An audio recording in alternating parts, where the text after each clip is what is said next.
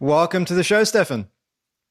Thanks, Stevie. It's an absolute pleasure to have you on the program. I guess you've been going through the same thing that I've been going through, that we've all been going through for the last few months in lockdown. How are you finding it? Firstly, what are some of the benefits been? And then maybe we'll get into some of the cons. Yeah, like you, man, I'm just really enjoying not having to drive around as much and just saving all that extra time throughout the week. I'm an introvert, man. I like the Yeah. home life, so it's a big benefit for me. Yeah. Have you found yourself being more creative at all? Or?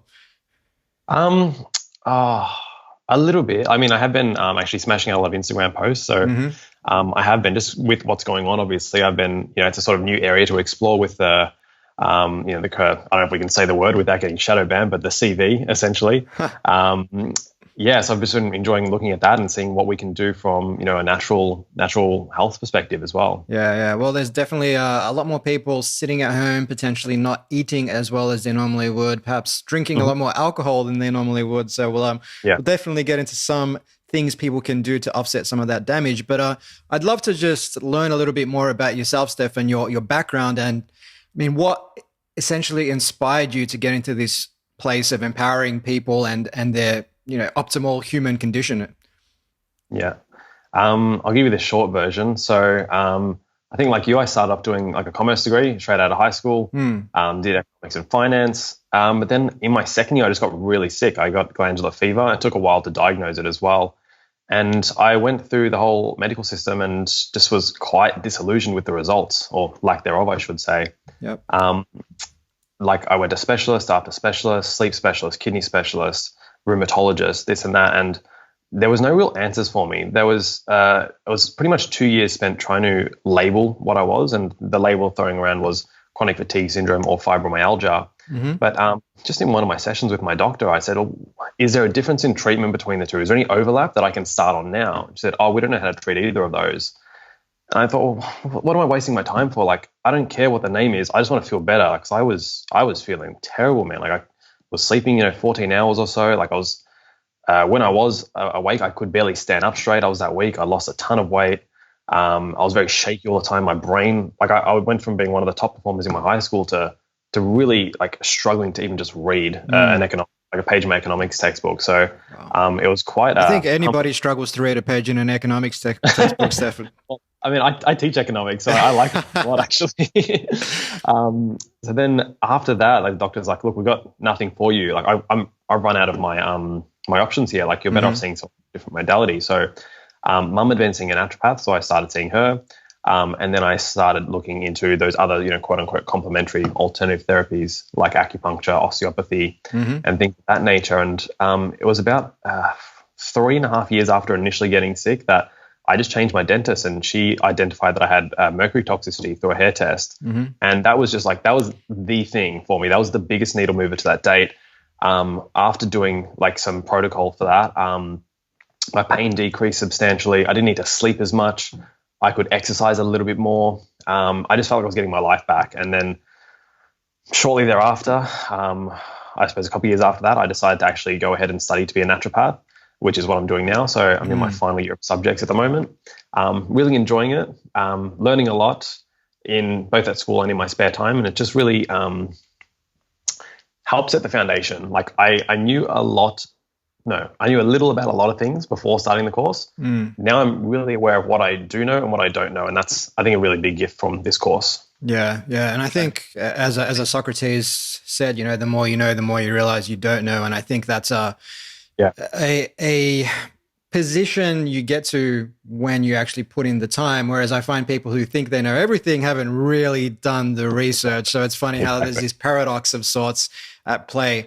But once you acknowledge that just makes you more hungry to really learn as much as you can, and always keeping that sort of strong opinions, loosely held mindset where you know that, hey, we're probably less wrong here, but we could potentially get even more less wrong. And I just love operating from that place of mind, essentially. So now you've kind of gone down this naturopath, alternative therapies rabbit hole. It's improved your life.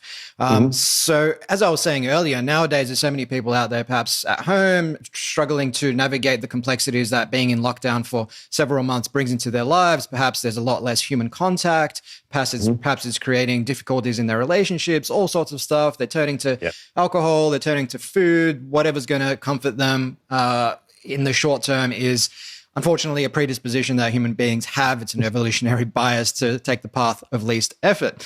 Yeah. So in order to offset this and decrease those mercury levels that you were speaking about, essentially we need to detox. But for people listening at home, I mean, detox to me, it's like we're taking toxins out of our body. We're detoxing. How do you break that down? How do you define it? Yeah, that's what I would do, man. It's like just literally, as the name suggests, we are taking the toxins out of our body or even reducing them coming in the first place. And our body does that really well, but it can certainly use help, especially in today's day and age where exposed to a lot of these things that we were probably exposed to in our history, but just in vastly greater quantities right now. We've got things like, well, I had mercury, and my biggest exposure was perhaps from my mother. She had about 15 silver fillings. Now, silver fillings are about 50% mercury by weight. So I got a big dose of that just from being born, I suppose, as well. And then, we've got tuna and things like that, which obviously increase mercury levels. We've got aluminium, which, we get from like our underarm deodorants and things of that nature, which have the anti-sweating effect, but at what cost? Yeah. We've got lead from the environment from, the years of leaded petrol. We've got mold now. Mold's such a big issue that no one's really talking about just because of the way homes are built these days. They're very power efficient, but because of that, it actually makes them a lot more susceptible to growing mold in the house. And I actually had quite a big mold exposure. I've had 3 big mold exposures now, and I'm just very susceptible to it, and it really wrecks me. Just can bring up symptoms for me straight away within an hour or so, unfortunately. We got so many things really that, they're just in high quantities than what we would have had to deal with otherwise. Like our ancestors no doubt had to deal with molds, for instance, or excess iron or some degree of toxicity from plants, but I don't think they had these like stored toxins from when they were born, essentially, as that we have. Yeah, and that's a great point. I think a lot of people discount the fact that so much of our conditioning, whether it's physical, emotional, psychological, comes from essentially our birth in many respects. I mean, you have the vaginal bacteria that it depends on whether or not it's a C-section or a natural birth, that can encode your microbiome to a certain degree, and that can then affect how you show up every day, your emotional regulation and all that sort of stuff. And yeah, it's fascinating to me how, your mum having these silver fillings or these silver teeth essentially can increase your mercury levels, and that can create all sorts of deleterious health effects in your own life. I just find that really interesting. But we'll get into what people can actually do to detox, but you did touch on it briefly where you said the body is also equipped to do some of this stuff on its own. How does that work? Yeah, so we've got every cell really has this detoxification machinery. It's got like the enzymes required for detoxification. So we talk about like the phase 1 and phase 2 detox enzymes. But we mostly think of like some of the bigger organ systems. Like we've got the liver. Everyone thinks of, I've had a bender this weekend and I need to look after my liver. And that's true. Like the liver is probably the most important detox organ. We've got the kidneys as well. They filter things through our urine. We've got our lymphatic system as well, like houses part of our immune system and also responsible for waste removal. Our lungs, to a certain degree, offload carbon dioxide. They also offload like certain pathogens, like through our mucus. Our skin, by sweating, it excretes some level of toxicity, and depends on what it is, of course. Some things are too big to pass through the skin. Other things pass through quite well. What else? And even just our microbiome, like you were saying. A lot more research done on it recently. We talk about like phase 1 and phase 2 detox, but if we take a step back, the microbiome we might think of as like phase 0 or phase 0.5 almost, where when we eat certain foods, it goes into the microbiome where it's initially transformed there before it's actually detoxified from our body. And even certain gut bacteria can recycle things like estrogens within our body, which certainly plays a role. Like we don't want to excrete everything we're getting rid of necessarily, but these bacteria, they feed on the estrogens. So they're going to like prevent us from detoxifying it, keep it in the system so they have a food supply. But is that in our best interest? Not always, of course. I mean, obviously we don't want to have to do all this extra work producing hormones all the time. But when it's like with everything, like there's that sort of inverse U-shaped curve A little's not great, too much is not great, but the sweet spot's somewhere in the middle for a lot of things. Yeah. I'm a big believer in the inverted U, and I think it applies to pretty much almost everything. I won't say absolutely everything because that's usually an indication that you're wrong, but almost everything I will say. So despite the fact that our body has this inbuilt engineering or mechanism to detox, from your own experiences, it sounds like for you it wasn't enough and you needed to seek out additional therapies, additional forms of detox to really bring you back to that sort of healthy baseline. Yeah. So what can we do in that sort of space? Well, I would say the first thing, and it's really pertinent for today's day and age, is look at the nervous system, because a lot of these detox pathways, like, pumping out bile through the liver, or, relaxing our blood vessels and stuff to improve flow, and even the lymphatic system, requires us to be in our parasympathetic state. So we've got that autonomic nervous system, which is made up of the sympathetic and parasympathetic. And in today's day and age, the vast majority of us are just too sympathetically dominant. We're stressed all the time, especially now, right? Like if you're watching the news, you're scared that you're going to die. You're scared to leave the house. You're scared not to wear a mask. You're scared to wear a mask. And you're scared, am I going to have a job? Things like this. And that's nothing new. It's just amplified now, I should say. But I think if I had my chance over again, I'd really just spend like time looking at the nervous system first, looking at meditation, looking at increasing those GABA improving those GABA pathways. It's sort of a catch-22 as well, because I have a lot of mercury, obviously, but mercury dysregulates that GABA glutamate pathway in the brain. So like we tend to be more glutamate dominant, which is more excitatory, which is more sympathetic. So it's like, want to do your best to decrease that as best you can to become more parasympathetic, but you've sort of got your physiology almost fighting against you in some respect. So I would say, like, as best we can, look after our stress levels. So, I mean, you talk about this quite a lot. It's like remove stresses that we can remove and then mitigate the ones we can. And also, like, look at our response to stress as well. Like, I think if we can respond rather than react straight away, that's going to be doing a big favor, I think, in a lot of regards, not just with detoxification, but with life in general. Yeah, I couldn't agree more on that. And obviously, whether it's meditating or taking a more sort of stoic approach in life, like you've said there, you can delineate between what you can control, what you can't control, focus on the things you can. Things you can't, you can stress about them, but it's not going to change a thing. It's just going to make you worse off in the long run, and you're going to suffer all sorts of consequences. So in this environment, like, there are so many things right now that we can't control. We're probably forced to work from home. We're forced to have, fortunately now, small gatherings and not just one-on-one gatherings and things of that persuasion. But I guess we're finding ourselves with a lot less control than usual. So in those instances, focusing on what you can control goes a long way. But I mean, for so many people, me going into this conversation, it's not something that I have really practiced in terms of detox. I mean, I perhaps do a lot of things that tangentially help me detox by working on my mindset, meditating, going outside, spending time in nature, doing all these things that are good for the mind and the body. But I've never actively said, okay, I've got to detox for the next, say, 4 weeks or something like that. Yeah. And I think a lot of people, when they hear the word detox, immediately what comes to mind is yoga pants and a green smoothie or something like that, right? So, I mean, I guess I'm keen to unpack, so what are some of the misconceptions about detox? Yeah, well, like I said before, it's something we're doing regardless. So you don't detox, you're already detoxing, you can just enhance it, is what I would say. So, like, how can we enhance it? And I think, like, as funny as it is, the yoga pants and the green smoothies, they can be part of it, really. Like, if you talk about our lymphatic system, which, runs along our circulatory system, but unlike the circulatory system, which has the heart, the lymphatic system has no pump. So we need to move, or we need to deep breathe, or both, preferably. Yep. And, doing some form of movement is going to be beneficial for getting that lymphatic system moving. In terms of, like, let's look at the organs, I suppose. The liver is probably the biggest one, and where we're going to get the biggest bang for buck.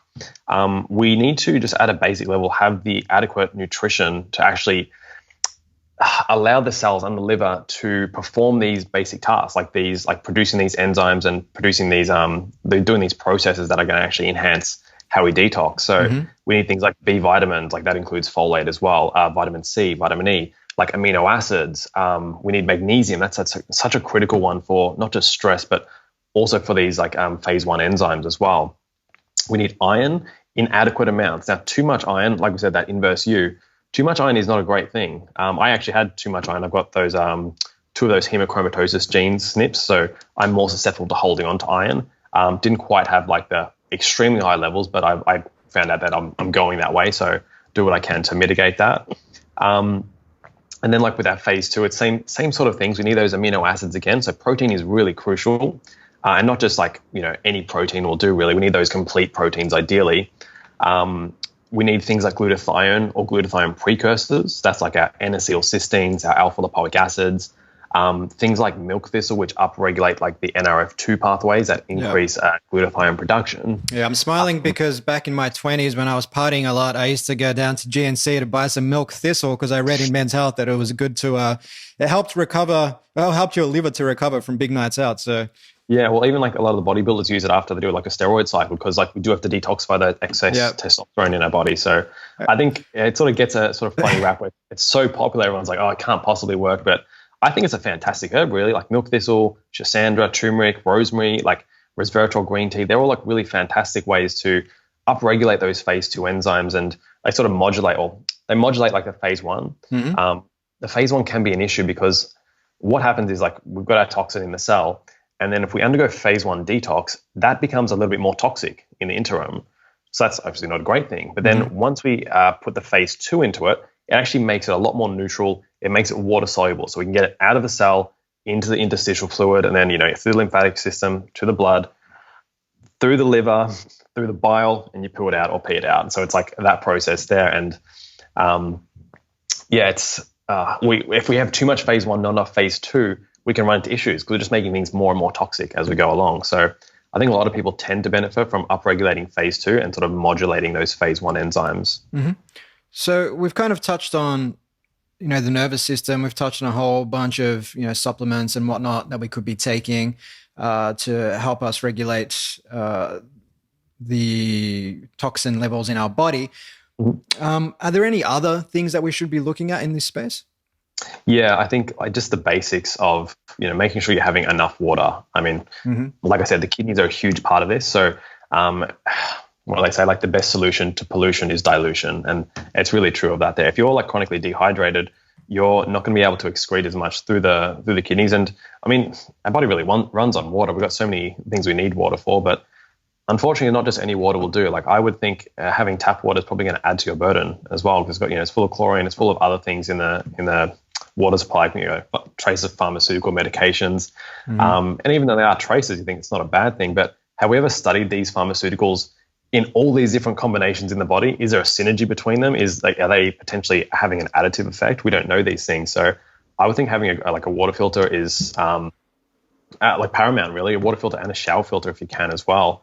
Now I have a funny story with my shower filter. The first one I got, it filtered like, this and this and this, but it was just such a slow trickle. I didn't enjoy showers for about 2 years. My friend thankfully bought me a new one quite recently for my birthday. Yeah.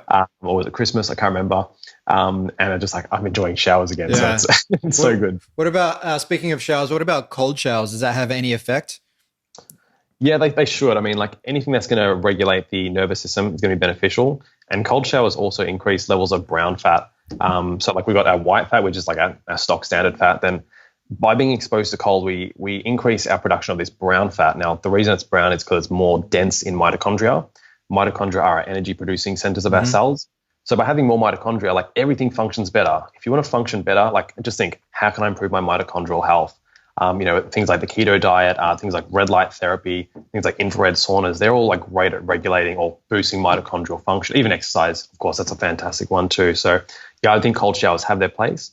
Now, if someone's really sick and really stressed out and they go in the cold shower and they start hyperventilating, that's not the therapy for them. Like I think the benefits from cold shower come from if you can go in the cold shower, you can feel that like discomfort and then relax into it. Because that sort of translates into the rest of our life, right?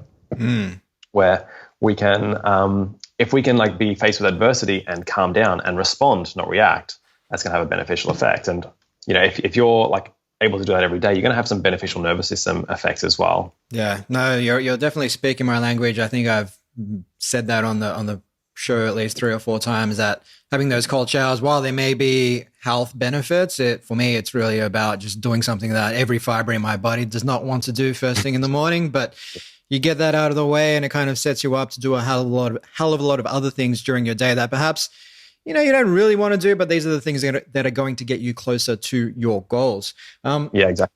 So you mentioned earlier as well that, people might have a hell of a lot of lead in their homes. Now, is that something that we can offset? I mean, I've been investing in a whole bunch of little plants and whatnot because I've been spending a lot more time at home, and I find that it just gives me a little bit of it's a bit of a pick-me-up, I find, having this greenery around. Whereas previously it was just a typical male bachelor home, not much greenery at all, just guitars and whiskey bottles and things of that persuasion.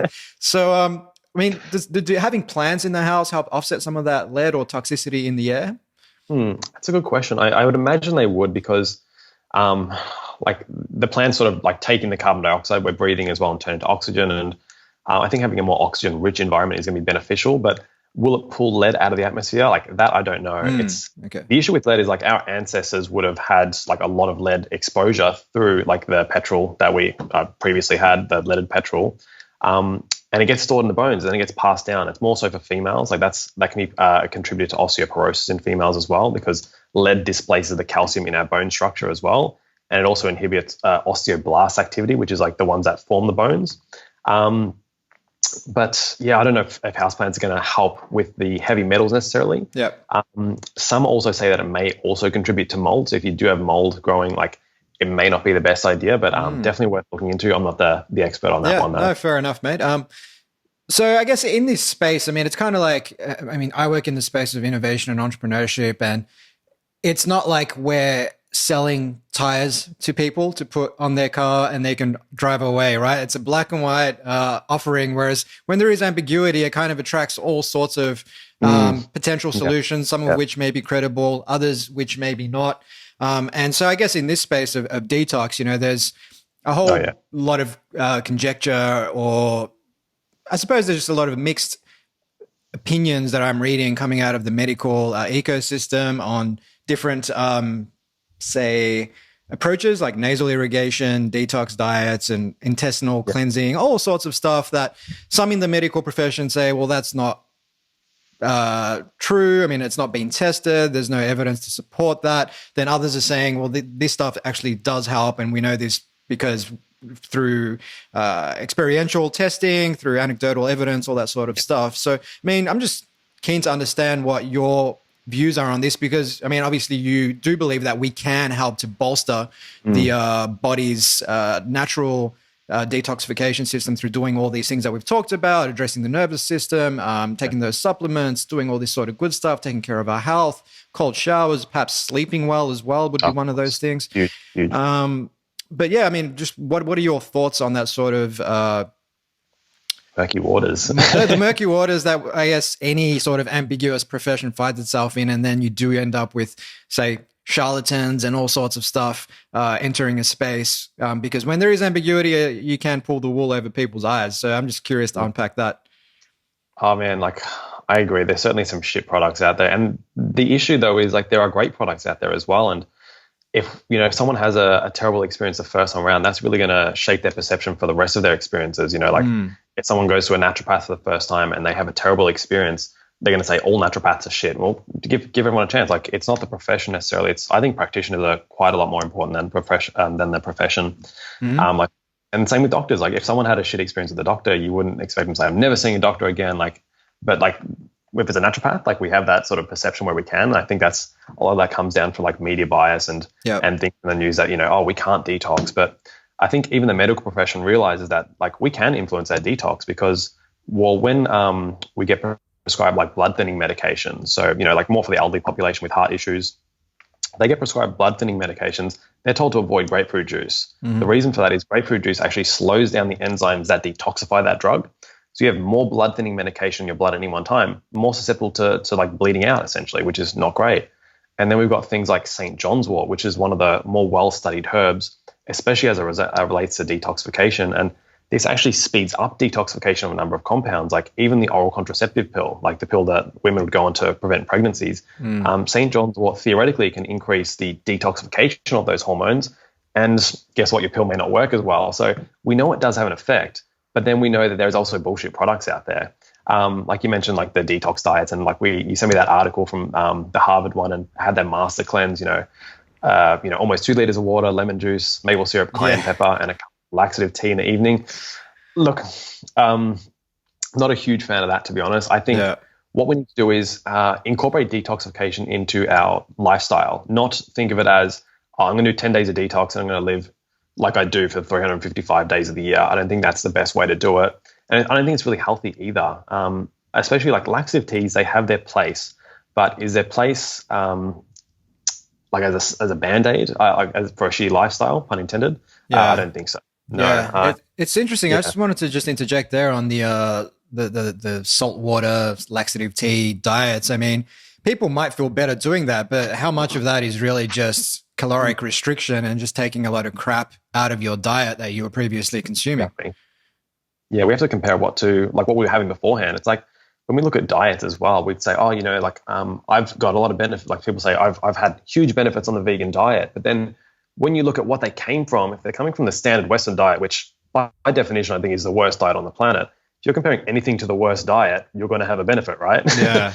I think the same with this. If you're coming from like a really terrible diet and like you're always over consuming everything, you're having crap as well, this master cleanse may be great for you, but is it for the whole population? No. I think we've got to incorporate whole foods into our diet. That's the basis of everything, I would believe, like whole foods. And that includes meats as well. I think meats are like a really critical part of detoxification. They have some nutrients that we don't get in the plant kingdom, like taurine. We don't get very much. I don't think we get any glycine, or not very much glycine, but they're really critical for like dampening down the nervous system rather, to increase that parasympathetic tone, helping with sleep, helping with bile flow, which is what our liver, like part of how our liver actually excretes these toxins. It packages it into bile so we can poo it out. So they're quite important. Things like choline as well, really important for cell membrane function, and also like, again, helping with detoxification too. So, this whole sort of myth that I need to stay away from meat for a month when I'm detoxing, I don't think that's the way to go. Yeah. Certainly some people benefit. There's always some people who are going to benefit, but I don't think that's... Where does that come from, Stefan? I mean, there's so much, I suppose, narrative or this misconception that meat is bad for you, and especially red meat. But I mean, a lot of the contradictory sort of literature that I'm reading on it suggests it's actually, like you said, inverse you, good for you to a certain degree, as long as you're not eating like a kilo of, T-bone steak every day. There are a lot of benefits like the taurine and obviously the good fats and everything else that comes with it. Yeah.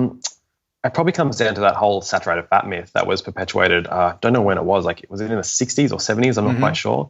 Where that, can't remember the researcher's name, sort of cherry-picked a few countries that fit the narrative of higher saturated fat consumption led to higher cardiovascular disease, when people have sort of redone it and included all the countries involved. And then when you see, like, you put everything there, there's no clear association. There's no clear association with fat and heart disease. And unfortunately, that one's just been rampant. And I think people are still being taught that today. Like, it's still, I remember when I started my naturopathic, like my first year of naturopathy college, and people were saying like, oh, we got to stay away from saturated fat. And I was like, oh, I thought we knew better by now. I thought everyone knew that was bullshit. But I think sort of living in my own little bubble. I think that's what we're seeing. Like, everyone says, oh, saturated fat's bad, therefore meat is bad. But that's really inconsistent, I think, because our ancestors, there's huge evidence that we were like high level, like on the top of our respective food chains, even like, hunting mammoths and things of that nature. And like, we didn't have fridges back then. If you killed a mammoth, like with your tribe, you would eat that mammoth for potentially, a few, or maybe a week, depending on how big the tribe was, and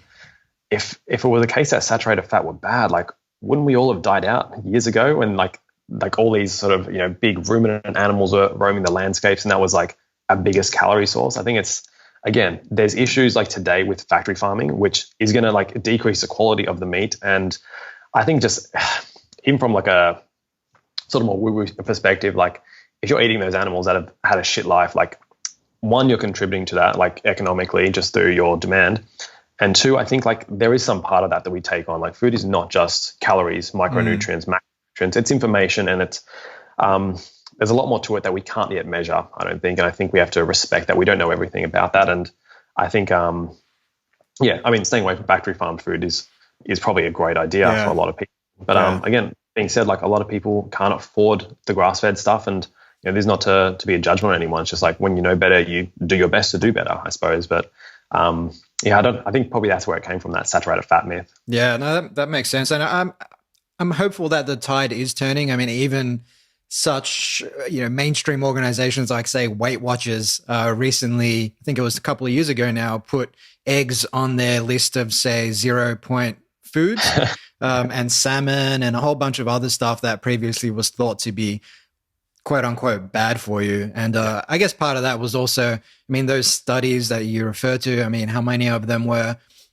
perhaps funded by big food to give fat a bad rap, and then you can go off and sell cereal, which is like 90% sugar, and just have a big fat-free label on the front, and that stuff like still goes on today. Canola oil's got like a 4.5 or a 5-star health rating, and the reason is it has low saturated fat. And I'm like, who thinks canola oil is healthy these days? Like, who really think that's a healthy oil to cook with? It's so oxidative, and it's so damaging to the body. Like, I don't know why. I mean, to me, like, I see the 5-star health rating, I'm skeptical. Like, I'm just like, should I stay away from this food? Yeah. Well, there's still a hell of a lot of that narrative out there, and I think it was at the fitness show last year where potentially the fitness show, and George Columbaris was there cooking some food on stage, and he was using olive oil and using that to cook at a high temperature. And he basically said to the audience, there's a lot of talk out there saying that you shouldn't cook with olive oil, that's bullshit. And I'm not one to know either way. I mean, a lot of what I've read suggests you should steer away from olive oil as something that you'd use at a high temperature, and instead use it to, say, dress your salads. If you're going to cook at a high temperature, potentially things like coconut oil might be a lot better for you. I mean, do you have any thoughts about that?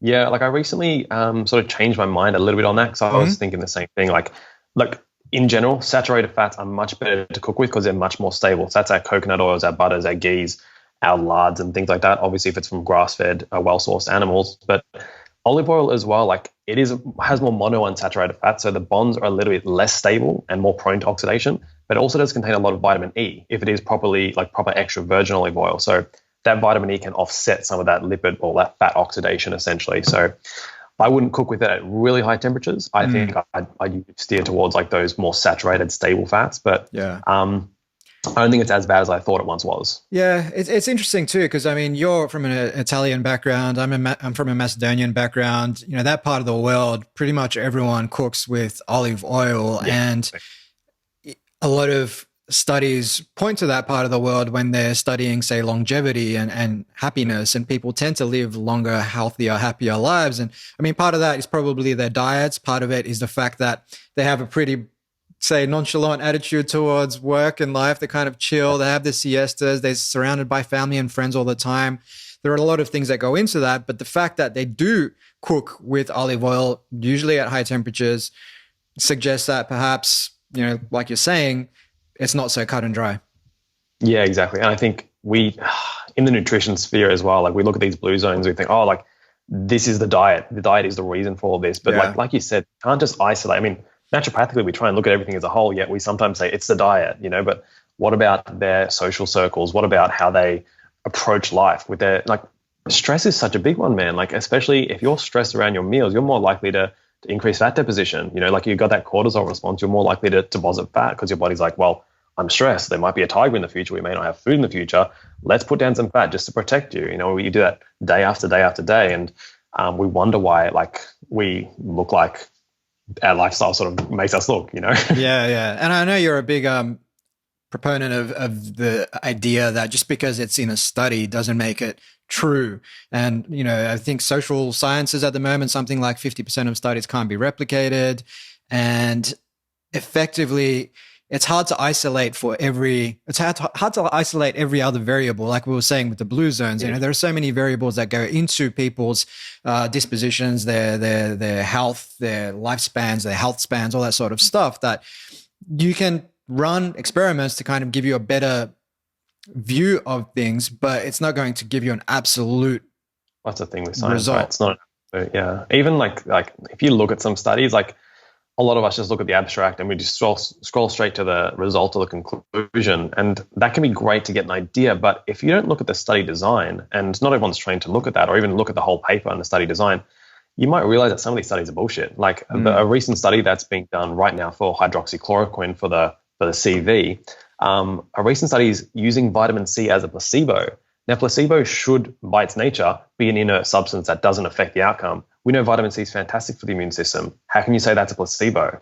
So if you just read the study and say, oh, look, hydroxychloroquine no better than placebo, you think, well, I don't know what the results are yet, but you might look at that and say, oh, it's not great. But then you think, hang on, like, why is vitamin C as a placebo? Were they potentially trying to get a certain result? This happened a few years ago with the keto diet as well, where the headline was, the final nail in the coffin for the keto diet. And one, they did it on rats, which, rats and humans have different physiology in some respects. I wouldn't expect a rat to have hunted down a mammoth and, eaten that like humans would have. But pretty much their keto diet for the rats was like, heavily based on canola oil, like high amounts of sawdust for their fibers. I'm like, that's a biased study in my opinion. Yeah. So we need to be able to, like you said, look at the research, but look at the body of research, and then also, as best we can, like, look at the quality of that, because that's paramount. You can really easily design studies to suit your narrative if you know what you're doing. Oh yeah, in my opinion. Yeah, and I think it's important to also look at who's actually funded the study, and are there any sort of vested interests that they're looking to control for. In this case, you're looking for a certain outcome, and you can always cherry pick the data to lead you to that sort of conclusion. And speaking of rats, I think I was listening to, who was it, Brett Weinstein, the biologist, brother of Eric Weinstein, and apparently he was doing some work years ago where he found that lab rats had these elongated telomeres, which made them, I believe, less susceptible to cancer and things of that persuasion. So the studies that were being performed on these lab rats gave you one result, but it's not necessarily transferable into human beings because of those elongated telomeres. So people think, oh, it's done on a mouse or it's done on a rat, therefore it's going to work on a human, but that's not always the case. No, and even dosages are really important as well. Like some of these studies, they might, say, oh, it's given 2 milligrams per kilo or whatever it is. And like sometimes you translate these studies to humans and you literally have to spend $1,000 a month to get that same dose in a human, just based on our size and things like that. So again, take everything with a grain of salt, sea salt. And some laxative tea, of course. Yeah. So, I mean, we touched on it briefly before, speaking of that laxative tea, when it comes to detoxing, I mean, I try to fast every day for, intermittent fasting for about between 14 to 16 hours. And I mean, for me, from a cognition perspective, I find it gives me a lot of clarity. I do my best work in the morning. I try to do my sort of content creation in the morning, my writing, all that sort of stuff. Even reflecting on life, I think it's important to do that when your head's clear rather than late at night when, your willpower's sapped, you've had all these things happen to you throughout the day, your head's not clear. But is there any benefit from a detox perspective when it comes to incorporating that sort of intermittent fasting protocol into your day? I would say there's a huge benefit, man. And again, not for everybody, of course. Like fasting in the beginning, when you're not keto adapted, it can be a stressor on the body. So again, we want to do our best to minimize those stress on the body, especially someone who's like really chronically ill. If you're throwing another stressor on the body, that might be the thing that really just tips them over and like really just screws them up essentially. But I think for a generally healthy person, and if they're doing it properly and they're sort of gradually getting more keto adapted over a few weeks, over a couple of months even, I think fasting is just a fantastic way, like intermittent fasting, because one, you're giving your digestive system a break. Like that's like fantastic. Like in today's day and age, I think people are eating, like doing the opposite of you essentially. They're eating between 16-hour window, not fasting between 16-hour window, and they're not getting those insulin sensitizing effects, which are just crucial for like reducing the risk of like metabolic disorders like diabetes and cardiovascular disease. But regarding detox, I think it's really fantastic because when we fast, we activate these AMPK pathways, which are sort of the antagonist to mTOR. So mTOR is more growth, AMPK is more catabolic. Now we think, oh, catabolic, I'm going to lose my gains. But we need that balance between everything. If you're just mTOR all the time, you're more likely to get cancer. And don't want to scare anyone, of course. But if you're balancing that with AMPK, like MK actually activates a lot of that detoxification mechanisms within our body. So within our cells, I should say, like those autophagy processes, which clean out the cell. Like look at the old sort of the mitochondria that aren't working as good, or the organelles that aren't working as good. They, chew them up. Essentially, autophagy means like eating oneself. Essentially, eat them up, take out the parts, use it to build better stuff. So it's like that internal cleaning essentially. And I think the issue is like with some people with fasting, if their digestive system's not great and they're trying to get their day's worth of calories in 8 hours, some people can't handle that. Like their digestive systems just aren't that great. So I think that can be an issue for some people. But I think it's really good. I mean, if you got a lot of fat to lose, it's fantastic to do. If you're really skinny, like prolonged fast, maybe not the best for you. But I think everyone can really benefit from fat adapting. I think it's a really good, like to be able to use two different fuel sources, like carbs when you have them, fat when you don't have them, essentially. And we know a lot of us have body fat on us and everyone wants to lose more fat. But actually, what I will say on that, if we are doing a lot of intermittent fasting or even fasting in general, because a lot of these toxins do get stored in the fat, by breaking down our body fat, we're mobilizing these toxins to circulate in our bloodstream, which again is a lot more harmful for us. The reason our body packs it away in fat is to protect us essentially. So pairing it with something like a binder, like we've got our charcoals, our clays, our chlorellas, our aclonia carvers, things of that nature. They're all binding substances which bind onto toxins at various points. Some bind into it in the blood. Some are more intestinal binders, like your charcoals and clays and chlorellas.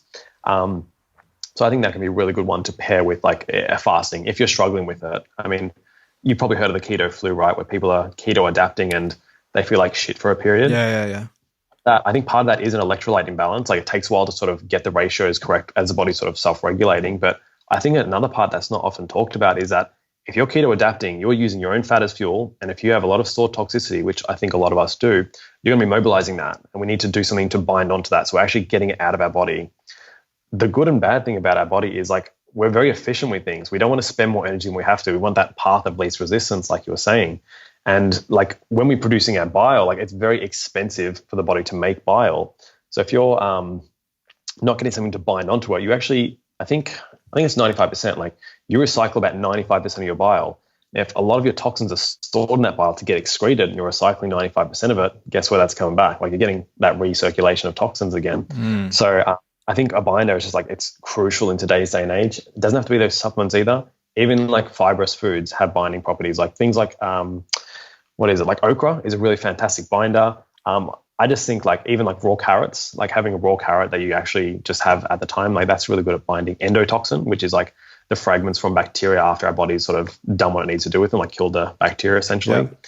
Or even just like things like, the cruciferous vegetables, like full of fibers, and they're also full of these compounds that regulate and balance the phase 1 and phase 2 detoxification systems, like upregulate those NRF2 pathways so we can produce glutathione. That's what I would say. Fasting, good, but with a caveat. Yeah. Well, I think like most things, there's always a caveat of some kind. But on raw vegetables in general, you touched on raw carrots there as being something that can help operate as a binder, because we've got this toxicity running through our body when we're mobilizing our fat stores. I've read things about vegetables suggesting that, certain types of vegetables, you shouldn't eat them raw because that can be bad for you, perhaps toxic in a way, and that you should either steam them or boil them or oven bake them or whatever the case is. And that's going to then alter their nutritional profile, if you will. What can you tell me about that?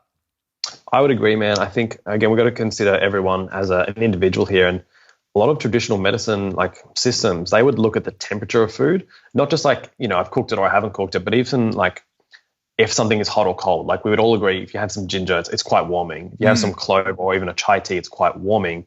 If you have a cucumber, it's cooling. We have to consider those things. So I think like nowadays that the medical medium diet's quite popular, but man, if you're living in winter in Melbourne, I don't think it's a great option for a lot of people because it's so cold, the diet. It's like, celery juice, very cooling. Lots of raw fruits and vegetables, very cooling.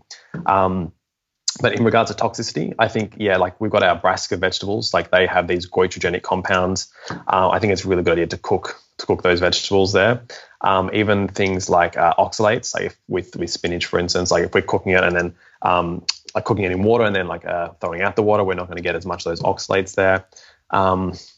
We've got to think about this. Like, plants aren't on the planet to serve humans. I think there's that misconception that, oh, look at this plant, it's growing just for me. Like, how lucky am I? And plants, like, they don't have defense mechanisms like animals do, where animals can run away and fight back. Plants are stuck in the ground. So they have to have other means of that. And their means are these like plant toxins, essentially, like, you know, our oxalates, like you could even say things like in the brassica family, like those NRF2 regulators like sulforaphane and all those, they can be seen as like plant defense mechanisms. The reason they help is because it's like a little bit of like a poison essentially for the body, upregulates these detoxification enzymes for the body. So like it's like a hormesis essentially. But I would say, like, yeah, we have to cook. There's a lot of things we do have to cook. And, you know, if you have a raw broccoli once or twice, it's not going to be an issue. You know what I mean? It's look at what you're doing the majority of the time. And I think the majority of the time we need to cook a lot of our vegetables. And that doesn't mean we have to cook the shit out of them. Like just steaming them, or boiling them, throwing out the water can be beneficial. But I think just look at the vegetable itself and sort of do your best to understand that vegetable. Yeah. Even things like lectins in like our zucchinis and tomatoes and things of that nature. Mm-hmm. Some people are fine with them, some people aren't, but they can be thought of as like those plant defense mechanisms. Yeah. I used to eat kale raw for a little while, and then I came across some research which found that it's I think it was high in goitrogins or something to that effect, and it could affect apparently it would affect your thyroid function or something. Yeah, it prevents like iodine binding to the thyroid, like so we can't actually make the T4 hormone, which would then convert to T3, which is our sort of more metabolically active one. But yeah, that's a big issue with the like kale, broccoli, cabbage, cauliflower, all those family that they have those goitrogens present. Yeah, it's funny. I've been to so many, say, health shops and cafes and whatnot where they have these takeaway salads with kale in them, and 9 times out of 10, the kale's raw. And I just think, is that really healthy? I don't know, but yeah, it's interesting. But I guess a couple of things that perhaps we haven't touched on. We barely touched on sleep. I mean, what role does sleep play in terms of detoxification? Really important, man. Like, I think everyone knows when you have a good night's sleep and when you have a shit night's sleep, there's a world of difference, really. And no, I'm not going to say all of that's to do with detoxification, of course, but it's pretty clear we need sleep and we need high quality sleep. During our sort of deeper phase of sleep, or it's either deep or REM sleep, forgive me for that one, I can't quite remember, but our body actually undergoes what's called lymphatic detoxification. Now, this is only discovered, I think, maybe in like 2015 or 16, something like that, where we know we have the lymphatic system of the body, but we couldn't find it in the brain. Like, scientists couldn't find it in the brain. Like, how does the brain detoxify? And then they just sort of looked at it from a different perspective. Like, when they were actually cutting into the brain, they looked at it from a different sort of angle that they were cutting, and they found that there were these actual vessels there. So what happens during sleep, these glial cells in the brain, they actually shrink to allow these lymphatic vessels to, you know, dilate then and to detoxify our brain overnight. So like, to detoxify the brain, sleep's imperative. I mean, we know how good sleep is for the brain, right? And detoxification is one mechanism for that.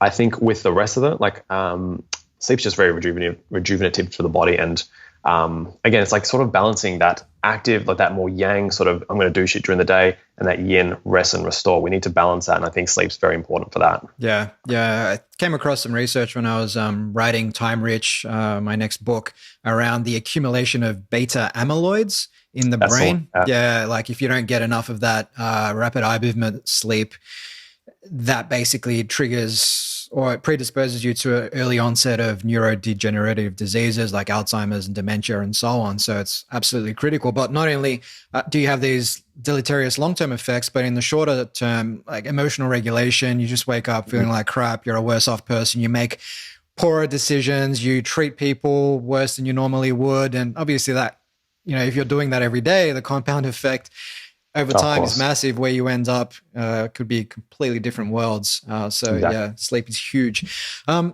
guess I might just wrap up on protocols. So you kind of did say that, you know, this isn't something that you do for like, all right, for the next week, I'm going to detox and then I'm going to go back on the whiskey and the wine. It's more so a lifestyle choice. So you're not suggesting that we take out all the stuff that, you know, may be quote unquote bad for us, but somewhat enjoyable.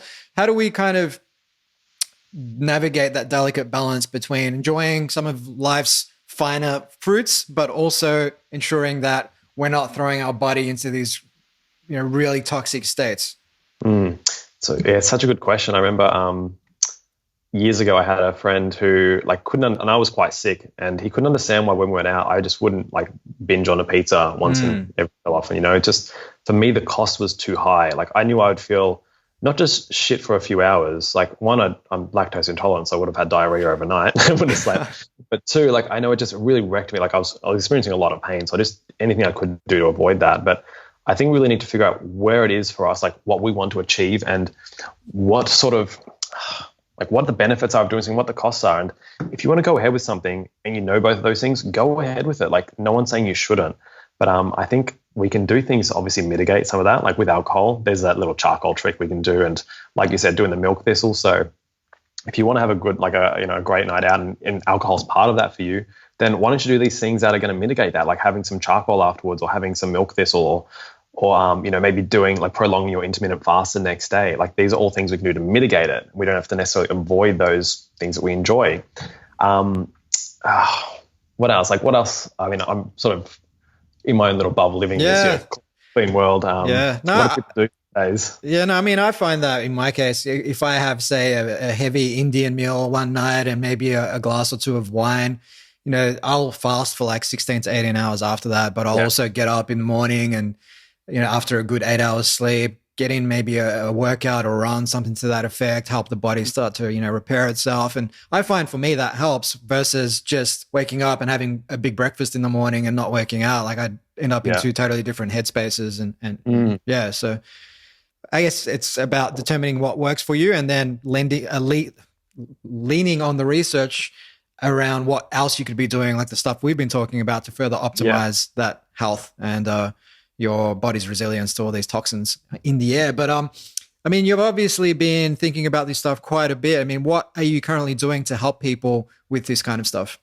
So I've got my Instagram page. Obviously, I'm posting more content on CV. But if you scroll back a couple of months, I have a lot of detox content, and that'll come. I just think CV is more important right now. But I just really want to tell people about it, that we can detox. We are detoxing rather, but we can improve our detox. I think it's really important that we know that, because if we're just being told over and over again, oh, there's nothing you can do about this, it is what it is. Even with this whole CV thing, there's, the Canadian sort of Dietitians Association saying, oh, there's no proof that anything boosts the immune system. So don't worry, just, I think that's bullshit. There's so much we can do for the immune system. We can say, oh, nothing's been proven to boost the immune system, but we know there's a lot of things that fuck up the immune system. So avoiding those would technically, by definition, boost the immune system. We need to recognize we have a lot of power with a lot of these processes. If you're moving every day, great. If you're making sure you're going to the bathroom every day, taking a poo at least once a day, I think that's really important. Drink enough filtered water. Having a diet that's diverse and that's seasonal as well. You probably know about the circadian rhythms and everything like that, where our body is sort of, we've got that daily circadian rhythm where at nighttime we produce more melatonin, which helps us with that lymphatic drainage. But also throughout the seasons, we need to give our body information. If we're having, berries in the wintertime, you're saying it's winter, so your body's oh, it must be wintertime. You're having berries, it's oh, it's summertime. You're confusing your body there. Give it the correct signals. And I think eating seasonal foods, whole foods as best we can, is the best thing we can do for everything, including detoxification. And then we've got those more targeted supplements your milk thistles, your binders, your curcumins, turmerics, schisandras, the kidney tonics dandelion leaf, dandelion root for the liver. There's no shortage of things we can incorporate into our daily lifestyle. You don't have to think of dandelion leaf. It's not like a medicine you have to think of it. You can just find some dandelion leaf and chop it up and put it in your salad. You know what I mean? I think look for ways that we can incorporate this into our lifestyle is beneficial. But then there will be times where we want to smash it out and just do a more targeted protocol. I'm actually on one right now where I'm doing 3 days of a more targeted protocol, Quicksilver Scientific, where I take this product in the morning called liver sauce, and it's this liposomal blend of certain herbs and nutraceuticals where, because it's a liposomal blend, it actually gets to the cell much more effectively and actually switches on those detox, those AMPK pathways a lot more easily. And that sort of that bile flow from the liver, and then you take a binder afterwards to sort of mop up those toxins in the bile. But I can't do that every day. It's too stressful for my body. Same with an infrared sauna. I do my infrared sauna about 10 to 15 minutes in the morning and just do some breath work in there. But if I were to do like a 45-minute sweat session every day, I would be quite depleted afterwards. I know it's quite a stress for me. And I'm still recovering from, Lyme disease and, heavy metal toxicity and things of that nature. So I have to find my balance. But I think everyone needs to find their balance, like experiment, really. Like there is no study for you as a person, and there is no study for the exact combination of things you do in your day. So you need to like do that for yourself. If you find that, I might try going for a walk in the morning versus going at night, like just try things out. And rather than thinking like, what is the healthiest, just think, go healthier. Like that's what I would say. Yeah. That's a beautiful, like, healthiest is like up here, but what about like hovering around here? That's great. Like, don't worry about this analysis paralysis. Just do the best we know how to do right now and do more of that. Yeah. And as James Clear says, if you get 1% better every day, you end up 37 times better at the end of the year. So just try and just get a little bit better every day. Good to me. Beautiful place to end this conversation. People can check out your Instagram at Stefan Filippo Health.